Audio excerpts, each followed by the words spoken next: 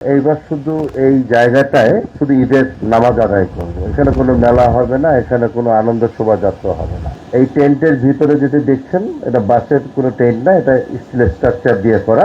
বাড়তি করে আমরা যাতে আরো বেশি মানুষের নামাজ আদায় করতে পারে, এর জন্য আমরা এক্সটেনশন করেছি। সব মিলে এখানে 10,000 একসাথে নামাজ আদায় করতে পারবে। তারপরেও যদি জামাত আদায়ের জন্য আরো মুসল্লিরা উপস্থিত থাকে, পিছনে খোলা জায়গা আছে, সেখানে আমাদের সকল কার্পেট কিংবা ত্রিপল রেডি থাকবে।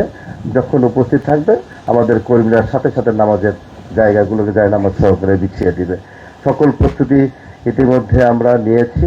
বাকিগুলো এখন 3 দিন সময় আছে, এর মধ্যে যেগুলি টুকিটাকি আছে আমরা প্রতিদিন এখানে আসবো।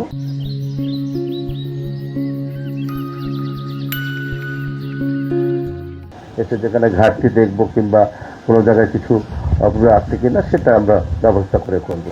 মিষ্টির জন্য অনেক সময় ভিআইপিরা যারা গেস্ট থাকবে তাদের জন্য ছাতির ব্যবস্থা করে রেখেছি, যাতে তাদের বৃষ্টির পানি গায়ে না লাগে।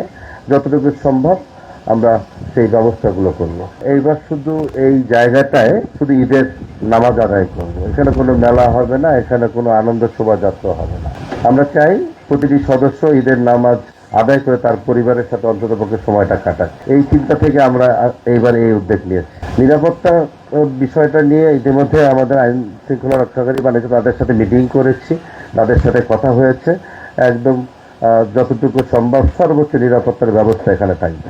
জামাত হবে সকাল 8টায়, একটাই জামাত হবে সকাল 8টায়।